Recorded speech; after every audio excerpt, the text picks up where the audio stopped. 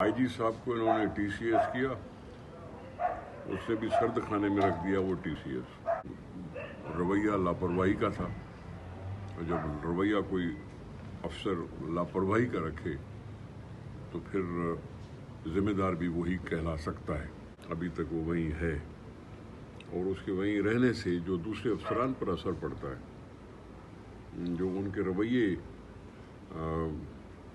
तंदही से काम करने वाले नहीं रहते, या अगर कोई भी कोताही होती है, कोई भी कमी होती है, तो उसका मैं तो जवाबदार उनको समझूंगा, उसको बचाने वाले को समझूंगा। बचाने वाला कौन है? प्राइम मिनिस्टर, जिसने कह के भी अभी तक अमल नहीं किया। कह के कि हाँ चेंज करता हूँ, लेकिन अभी अमल नहीं किया।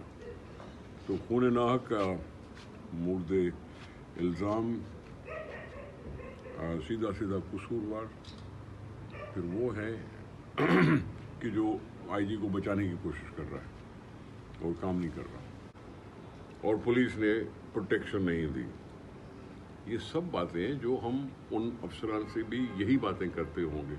प्रेशर भी डालेंगे तो इसी वजह से डालेंगे ना कि आपने कोताही की, अभी तक गिरफ्तार क्यों नहीं किया। ठीक है मेरा। इस सिंध में सैकड़ों लाशें हमने उठाई हैं बदअमनी की